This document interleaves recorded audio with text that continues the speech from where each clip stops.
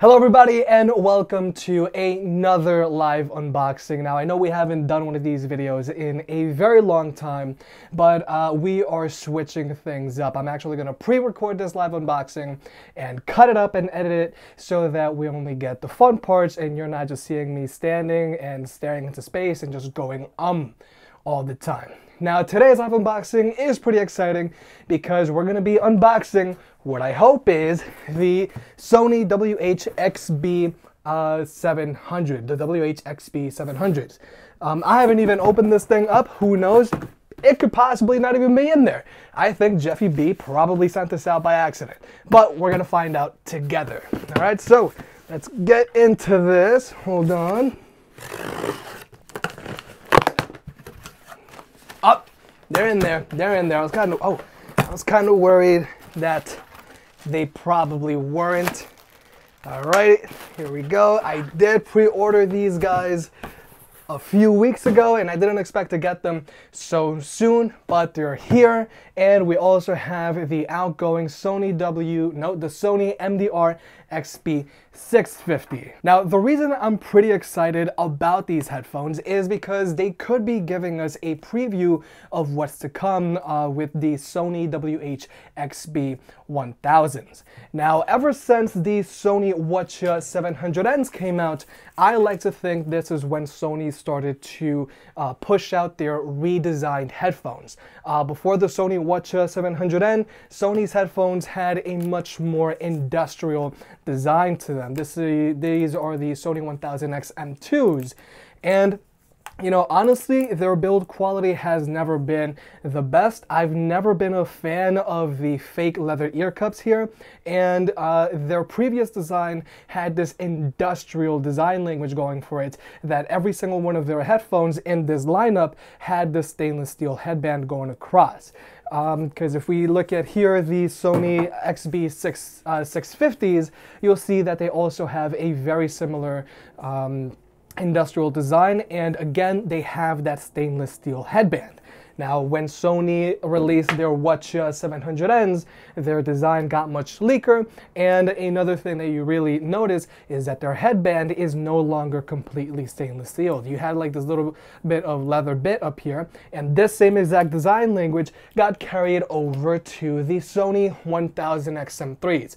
Remember, I absolutely love these headphones. I think they've been with me for like 6 months now, and I haven't been able to find a pair of ANC headphones that I recommend over these. So a lot of these new design elements have been pushed over to the Sony WH-XB700s. And like I said, I think this is a preview of what we can expect for Sony's replacement for their Sony MDR XB950 and 1s. There's like a lot of numbers going in my head right now.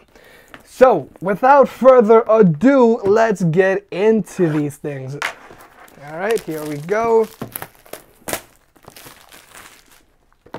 All right. Now, just so that we get like where we're coming from regarding price, these headphones are going for 130 bucks. That's the same price that these used to go for. I like to think that they're probably going to be going on sale now for less than 100 bucks. And the Sony WH-XB1000s, I expect them to go for maybe 300. I think the price might go up on those if they really want to compete against something like the Skull Candy Crusher 360s, because right now the Sony XB950N ones, those go for 250, but they're usually on sale now, so you can find them for much less. All right, so now we're gonna get into the star of today's show, the WH-XB700s. Actually, we're gonna go to camera 2 here. I hope you're getting this. It's kind of hard being a one-man show. Oh, here it is, here it is, here it is. There it is. Oh, man. Oh, these look, all right, these look sick. These look much, much better than, hold on, here they are. These look much better than these. Oh, they're backwards, hold on. Left to right. These look much better. I'm super excited for the XB1000s if and when they come out. Now, I'm personally expecting them to come out this year, as well as the Sony Huron 3s. Right now, we have the Sony Huron 2s, and those headphones, even though they're good, they usually retail for $300. They're very, very bulky. They make the 1000 XM2s looks super sleek. So definitely looking forward to Sony improving the build quality and design of their headphones, because for the longest, Sony's headphones would perform well, but their build quality would suffer compared to, let's say, Bose or Sennheiser. Sony's headphones had better build quality than the majority of Skull Candy's, but Skull Candy is more like of a hip budget brand. All right, so that's everything you get in the box. There is no carrying pouch.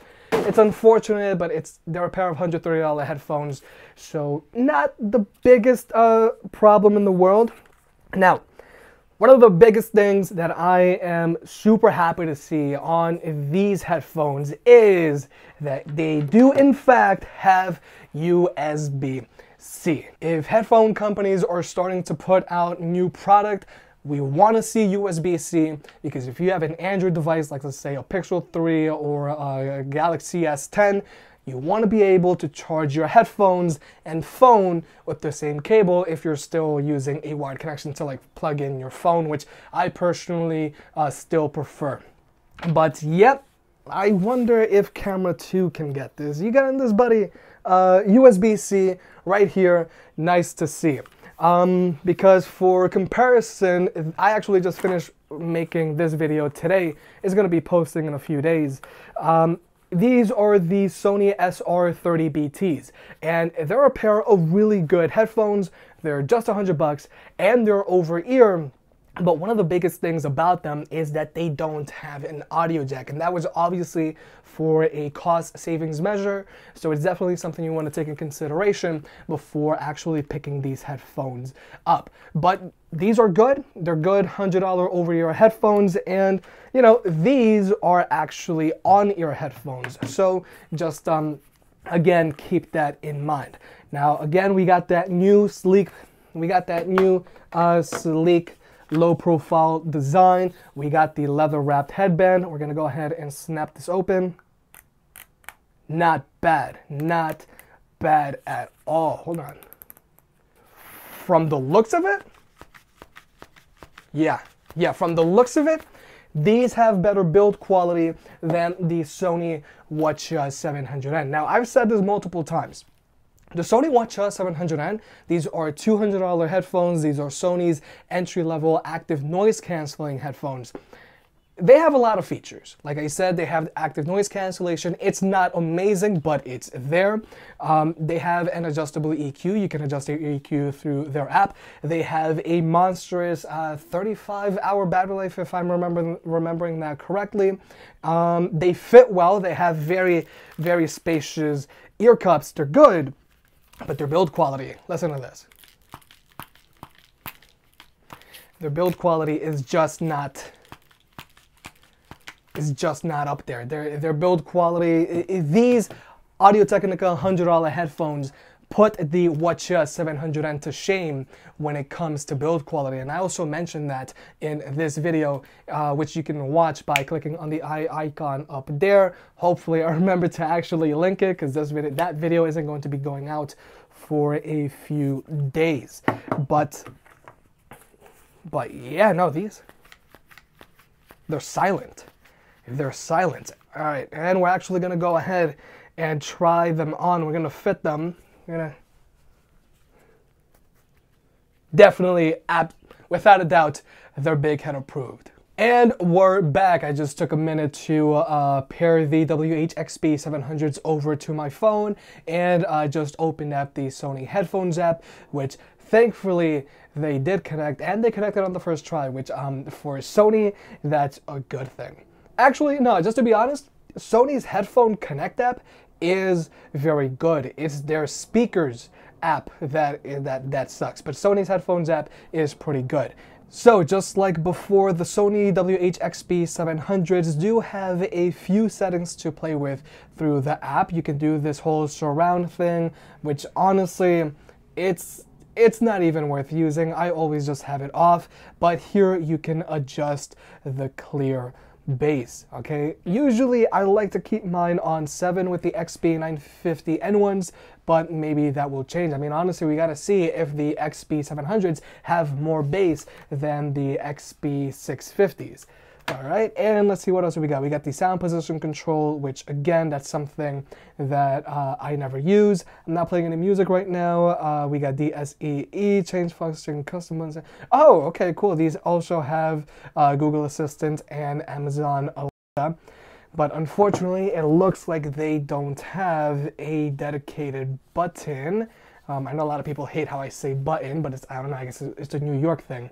But here, this button, it doesn't say like bass control, or usually it would say like NC for active noise cancellation. Now, obviously these headphones don't have active noise cancellation, but instead this button here, it says custom. So it looks like you can either have it to do voice assistant function. So like, oh, maybe call Siri on your iPhone, or if you want to have full-on Google Assistant or Alexa integration, you can do that. I'm gonna keep it on voice assistant function right now, just because honestly, I know you guys and me were mostly interested in how do these headphones sound. So we're gonna go ahead and do a few tests. Oh, okay, there we go, there's the bass. But I had to raise the bass up to 10 to actually like feel a huge difference. Not bad at all. Hold on. Let me just, so I can hear you guys. Okay, so bass on these is pretty good, and it sounds natural, unlike, let's say, the Crusher 360s, which actually have a motor in it that actually shakes. Now, one of the problems with the Crusher 360s is that even though these headphones have a lot of bass and they can be a lot of fun to listen to, their mids are very, very clouded whenever you got the bass feature turned on these headphones. So like I've said in the past, these headphones, their mids, you can barely hear vocalists, and again, when the bass really gets going, even though it's fun, it easily overpowers the rest of the song. But in general, these headphones are a lot of fun. But the bass on these, Sony has always done a very good job of having, hence the name, clear bass in their headphones. So definitely these are not bad at all. Now, just so we're clear, this isn't a full review on these headphones. It wouldn't be fair to the product, and it wouldn't be fair to you guys. This is just a very rudimentary first impressions on these headphones.